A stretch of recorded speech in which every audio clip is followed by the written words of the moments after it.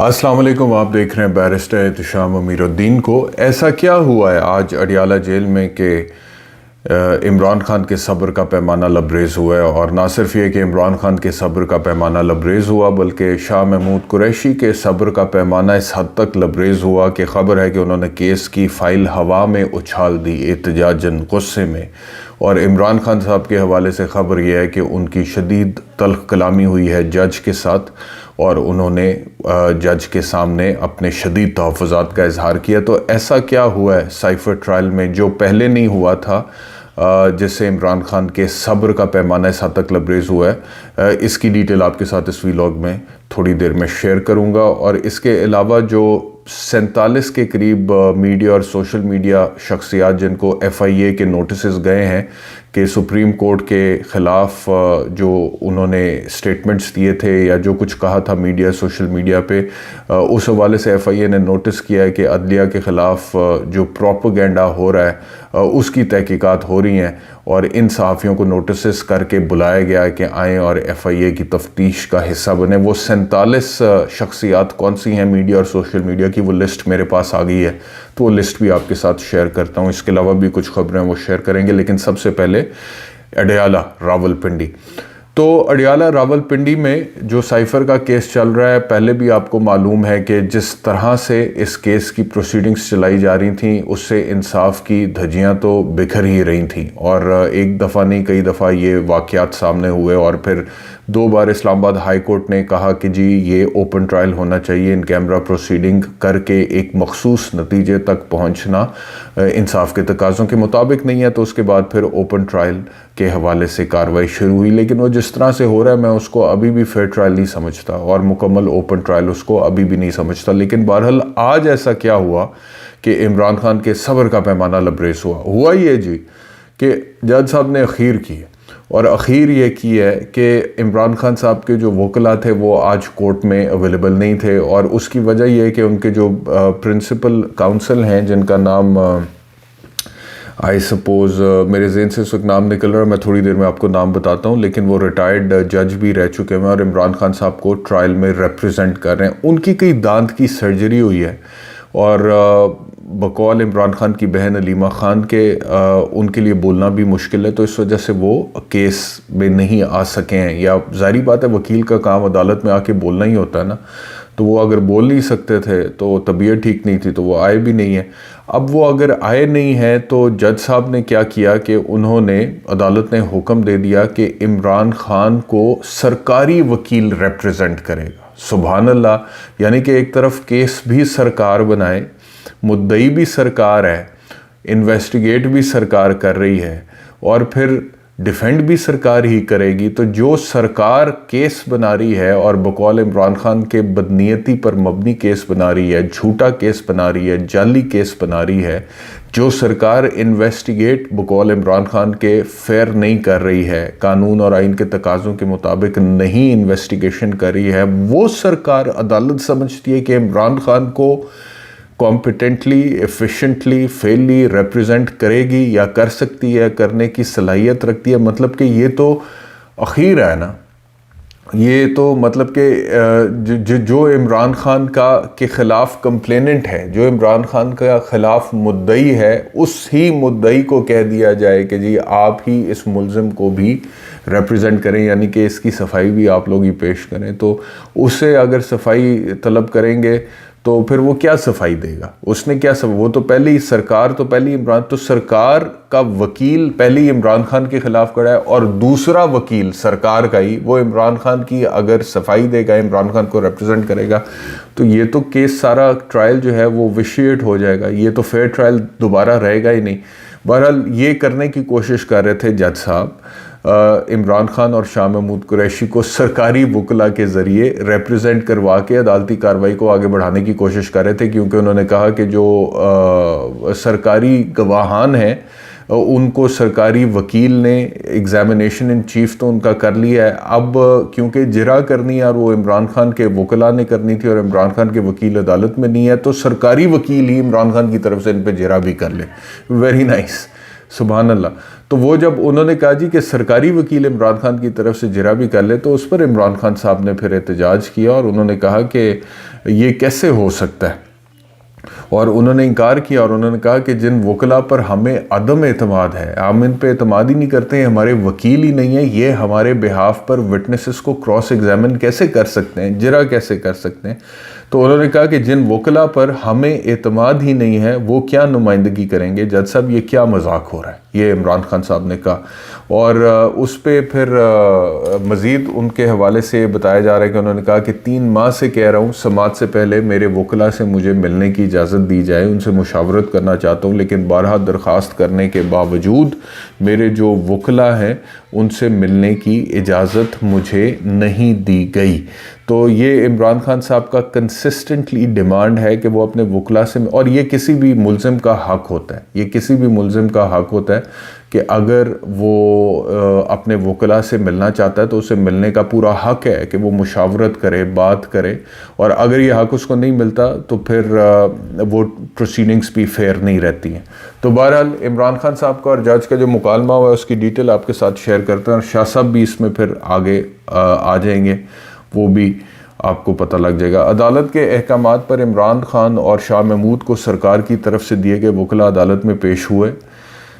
سرکار کی طرف سے دیے گئے، جس پر دونوں نے سرکار کی طرف سے دیے گئے وکلاء صفائی پر عدم اعتماد کا اظہار کیا. کیس کی سماعت کے دوران عمران خان اور خصوصی عدالت کے جج کے درمیان شدید تلخ کلامی ہوئی. شاہ محمود نے سرکار کی طرف سے دیے گئے وکیل صفائی کی کیس فائل ہوا میں اچھال دی.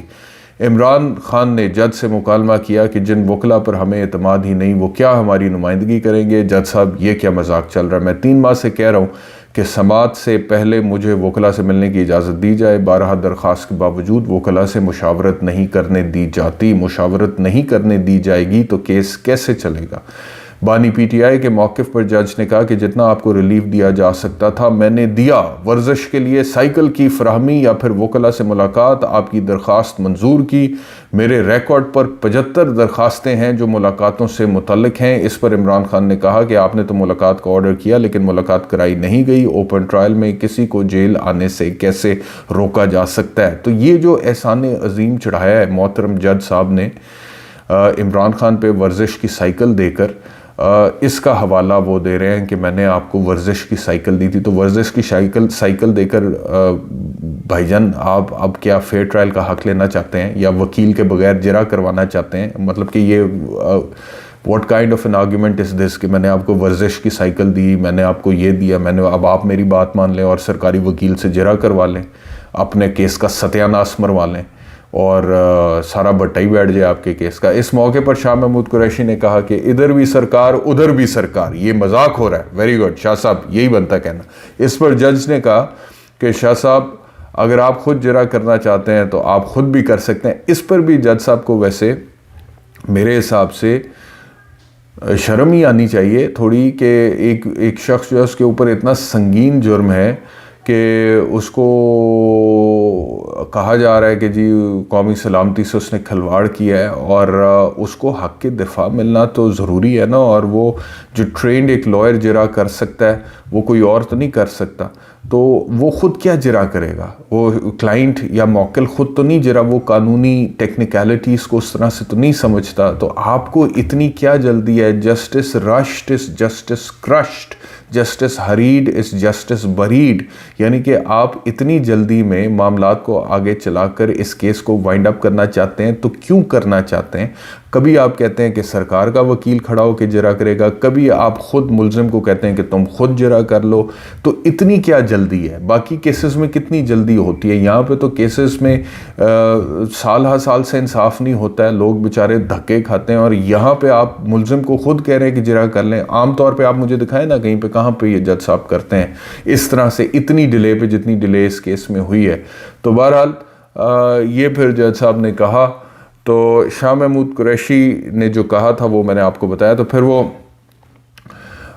شاہ محمود قریشی نے کہا کہ یہ سرکاری ڈرامہ نہیں چلے گا، اس طرح سے ٹرائل کی کیا ساخ رہ جائے گی؟ ویسے ساخ پہلے کوئی نہیں ہے. جج نے جواب دیا کہ میرے لیے آسان تھا کہ میں ڈیفنس کا حق ختم کر دیتے جج صاحب. آپ حق کے دفاعی ختم، کیونکہ سائفر میں بھی پراپر حق کے دفاع دیے بغیر 3 سال کی سزا ہوئی تھی عمران خان کو، اور اس کا فائدہ پھر ایونچولی عمران خان کو ہی ہوا اور وہ سینٹنس بھی سسپینڈ ہوا۔ یہاں پہ بھی آپ حق کے دفاع ختم کر دیں۔ یہ جس طرح کا دفاع کا حق آپ دے رہے ہیں، اس سے بہتر ہے کہ آپ حق کے دفاع ختم کر دیں، اور حق کے دفاع ختم ہوگا، آپ سزا دیں گے، وہ سزا انڈو ہو جائے گی، وہ سسٹین نہیں رہ سکتی۔ تو وہ کہہ رہے ہیں کہ اس سے بہتر تھا، میرے لیے آسان تھا، میں حق کے دفاع ختم کر دیتا، میں نے پھر بھی اسٹیٹ ڈیفنس کا حق دیا۔ بڑی مہربانی جج صاحب،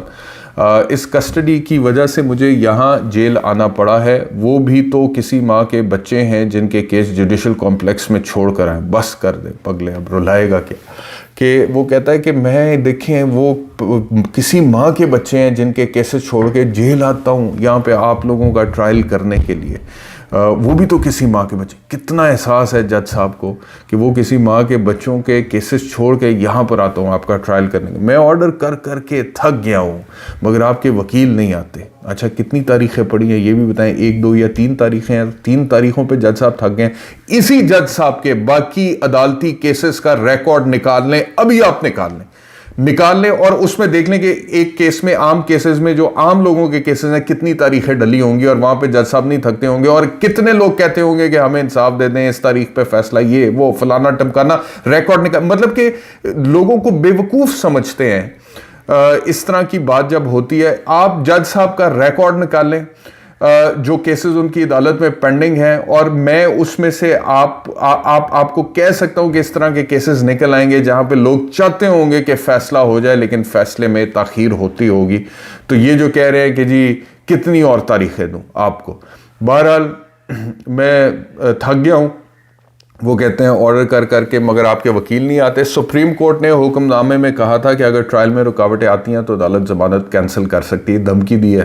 کہ ضمانت کینسل ہو سکتی ہے۔ شاہ محمود نے جج ابو الحسنات کی بات پر کہا کہ سپریم کورٹ کے ضمانت کے فیصلے کا بھی مذاق اڑایا گیا، جیل سے باہر نکلتے ہی ایک اور کیس میں اٹھا لیا گیا۔ جج نے استفسار کیا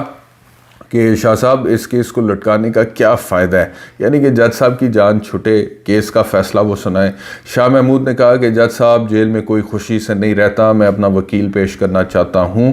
سرکاری وکیلوں پر اعتبار نہیں ہے۔ اس پر جج نے کہا کہ آپ اپنے وکیل کو بلا لیں۔ شاہ محمود قریشی نے کہا کہ پروسیکیوشن کے نامزد کردہ وکیلوں سے ڈیفنس کروایا جا رہا ہے، اس سے تو ثابت ہوتا ہے کہ فیصلہ ہمارے خلاف ہو چکا۔ تو یہ آج کی پروسیڈنگ ہے۔ This has taken a new turn, اور ایک نیا پریسیڈنٹ، نیا سٹینڈرڈ سیٹ کر رہی ہے عدالت، یہ کر کے جو کرنے کی آج کوشش کی ہے عدالت نے۔ تو یہ اس کی لیٹسٹ صورتحال ہے سائفر ٹرائل کی۔ اب آ جاتے ہیں جی 47 جو میڈیا اور سوشل میڈیا کی شخصیات ہیں، جس میں مشرق سے مغرب اور جنوب سے شمال تک کے مختلف نقطہ نظر اور موقف رکھنے والے، مختلف مکتب فکر سے تعلق رکھنے والے، مختلف بیک گراؤنڈ سے تعلق رکھنے والے شخصیات کو ایک ہی اس میں کیٹیگری میں ڈال دیا گیا، اور میں سمجھتا ہوں کہ یہ نقصان کر رہے ہیں اپنا، سب کو ایک ہی کیٹیگری میں ڈال کے، کیونکہ یہ سب تو پہلے ہی ایک دوسرے کے، ان میں سے بہت سارے ایسے لوگ ہیں جو ایک دوسرے کے ویری ہیں اور ایک دوسرے کے کھتے پڑے ہوئے ہیں اور ایک دوسرے کو کھانے کے لیے پڑتے ہیں، تو اس کو بھی ڈال دیا اور اس کو بھی ڈال دیا، اور دونوں اب اکٹھے اب ڈلیں گے تو دونوں ایک دوسرے سے ساتھ بیٹھ کے ساڈے نال رل کے ہو کی رہے، تو یہ ہو سکتا ہے کہ اکٹھے ہو جائیں اور اکٹھے ہو کر ان کو کوئی احساس ہو کہ جی یہ تو سب کو ٹارگٹ کیا جا رہا ہے، تو یہ تو قابل قبول نہیں ہے حکومتی سطح پہ ایف آئی اے جو کر رہی ہے۔ بہرحال جو لسٹ ہے وہ آپ کو بتا دیتے ہیں، مشرق سے مغرب اور شمال سے جنوب تک کی: اسد علی طور، پارس جہازیب، اقرار الحسن، صدیق جان مطیع اللہ، سید اکبر حسین، دانش قمر، ثاقب بشیر، سجاد علی خان، سید حیدر رضا مہدی، شاہین صہبائی، سرل المیڈا، رضوان احمد خان، عدیل راجہ، ریاض الحق، صابر شاکر، سید احسان حسن نقوی، محمد فہیم اختر، ثاقب حسین، سہیل رشید، ناصر محمود، احتشام نصیر، یہ کوئی احتشام نصیر ہیں، سبطین رضا، شیراز افضل، مزمل افضل، محمد افضل بیلا، نسرین کدوائی، جبران ناصر، طیب اعجاز، انیلا منیر، ذیشان علی، حافظ شاکر محمود، ایاز احمد، طارق متین، سلمان سنگا، سلمان سنگر، اظہر مشوانی، عدنان عمل زیدی، عمران ریاض، اسامہ زاہد، عریہ جان مقبول، زاہد قیوم وڑائچ، عارف امید بھٹی، نظر محمد چوہان،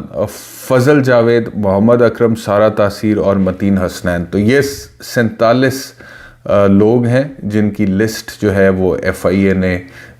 کی طرف سے جو میرے پاس آئی ہے کہ یہ لسٹ ایف آئی اے کے پاس، اور ان لوگوں کو نوٹسز ایشو کیے گئے ہیں ایف آئی اے کی طرف سے کہ جی وہ آئیں اور انویسٹیگیشن کا حصہ بنیں، کیونکہ سپریم کورٹ کے حوالے سے ایک منظم پروپیگنڈا جو ہو رہا ہے اس کے اوپر ایف آئی اے تحقیقات کرنا چاہتی ہے اور ان لوگوں کو بھی انویسٹیگیٹ کرنا چاہتی ہے۔ اب یہ مختلف بیک گراؤنڈ سے آپ جیسے دیکھ سکتے ہیں کہ کوئی کسی بیک گراؤنڈ کوئی، اور آپ ماضی میں ان لوگوں کی آپس میں بھی ایک دوسرے سے بہت لڑائیاں اور بحثیں مباحثے اور اختلافات چلتے رہے ہیں اور ابھی تک ہیں۔ تو سارے ہی نوٹس کرتا ہے ایف آئی نے، سارے بلا لے، آؤ ایتھے بیٹھو، آپ نے بھی ٹویٹ کیا تھا یا آپ نے بھی کچھ کہا تھا۔ تو آپ دیکھیں کہ یہ آگے جا کے کیسے چلتے ہیں اور یہ لوگ اب اکٹھے ہو کے کوئی لائے عمل بناتے ہیں نہیں بناتے ہیں۔ تو یہ ہے جی بات۔ تو یہ سیاسی فرنٹ پہ خبریں۔ ایک اور خبر جو کہ بڑی افسوسناک ہے وہ ہے کہ ایران کے ساتھ گزشتہ روز تعلقات مکمل طور پر بحال ہوئے تھے، لیکن یہ تو افسوسناک بات نہیں، لیکن افسوسناک بات یہ ہے کہ جو ایران کا صوبہ ہے جو بلوچستان کے ساتھ لگتا ہے، سستان بلوچستان، اس میں سراوان جو جگہ ہے وہاں پہ 9 بیچارے غریب پاکستانی مزدور قتل کر دیے گئے، اور کسی کو نہیں پتا کہ یہ کیوں قتل کیے ہیں، کس نے قتل کیے ہیں۔ بس یہ ہے خبر کہ قتل کر دیے گئے ہیں، اور پاکستانی ایمبیسی نے بھی اس کی تصدیق کر دی ہے، ایران کی سرکاری خبر رساں ایجنسی نے بھی اس کی تصدیق کر دی ہے۔ غریب لوگ بیچارے 5 لوگ مظفر گڑھ میں سے تعلق رکھتے تھے اور مزدوری کر رہے تھے، اور ایران میں بیٹھے مزدوری ورکشاپ پہ کام کرتے تھے، اور ان 5 میں سے 2 سگے بھائی تھے اور 4 لوگ لودھنا سے تھے، اور اس میں سے 2 ماموں بھانجا تھے۔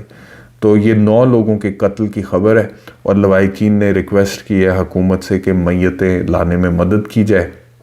جو ایران میں پاکستانی سفیر مدثر ٹیپو ہیں انہوں نے تصدیق کر دی ہے خبر کی، اور یہ صورتحال ہے۔ تو وہ جو پاکستان ایران مسئلہ چلا تھا اس کو مد نظر رکھتے ہوئے، بیک گراؤنڈ میں کانٹیکسٹ میں پس پردہ رکھتے ہوئے، یہ جو چیز ہے یہ کافی تشویشناک ہے، اور اب یہ 9 بندوں کا قتل ہونا، لیکن غریب لوگ ہیں بیچارے، کیا کہہ سکتے ہیں کہ اس حوالے سے اب کیا حکومت کرے گی، کیا کوئی سٹینڈ لے گی، کیا ایران سے بات کرے گی، کیا اس کے اوپر پاکستانی سفارت خانہ ایرانی حکومت سے کوئی احتجاج درج کرے گا، تفتیش کا مطالبہ کرے گا، تفتیش کروائے گا، لوگوں کو آئیڈینٹیفائی کروائے گا جنہوں نے کیا نہیں کیا۔ بہرحال یہ ہے جی صورتحال۔ دن بدن پاکستان میں جو حالات ہیں، واقعات ہیں، اس سے فرسٹریشن بڑھی ہے لوگوں کے بیچ، اور خبریں عجیب و غریب آتی ہیں میرے تک۔ اور ابھی بھی تھوڑی دیر پہلے مجھے ایک خبر آئی کہ جی کوئی پاکستانی سٹوڈنٹس یہاں پر آئے تھے، وہ اور بڑے اچھے اسکول کے، مطلب کہ جو پاکستان میں اچھے اسکولس میں کنسیڈر ہوتے ہیں، وہ یہاں پر بچوں کو بھیجتے ہیں بحث مباحثے میں حصہ لینے کے لیے، مقابلوں میں۔ تو وہ مقابلے میں آئے تھے حصہ لینے کے لیے، اور اس میں سے جیسے ہی 2 بچے امریکہ میں ایئرپورٹ پر پہنچے ہیں تو وہ غائب ہو گئے، اور اب ان کا پتہ نہیں کیا ان کے ذہن میں ہوگا کہ جی ہم غائب ہونے سے کہ جی ہم اب یہیں پہ رہ جائیں، کیونکہ ویسے 7 دن بعد انہوں نے پاکستان واپس جانا تھا۔ تو آپ امیجن کریں کہ کیا فرسٹریشن لیول ہے پاکستان میں اس وقت 17-18 سال کے بچوں میں بھی، کہ انہیں لگتا ہے کہ اس ملک میں ہمارا فیوچر نہیں ہے، تو اس وجہ سے غائب ہو جانا امریکہ میں، 3 مہینے کا ویزا لے کر آنا، اور پھر اس کے بعد غائب ہو جانا، اور اس کے بعد پھر جو بھی پروسیڈنگز چلنی ہیں وہ سمجھتے ہیں کہ وہ فیس کرنا ٹھیک ہے، امریکہ میں اللیگل بھی ہو جائیں گے وہ تو ٹھیک ہے، لیکن پاکستان میں نہیں رہنا۔ تو یہ پاکستان چلانے والوں کو خیال کرنا چاہیے کہ کیوں پاکستانی اس طرح سے سوچ رہے ہیں، کیوں اتنی بڑی تعداد میں وہ پاکستان سے نکلنا چاہتے ہیں، اور 17-18 سال کے بچے ایسی حرکتیں کرنے پر کیوں تلے ہوئے ہیں۔ شکریہ ویلاگ دیکھنے کے لیے، اپنا خیال رکھیے، اللہ حافظ۔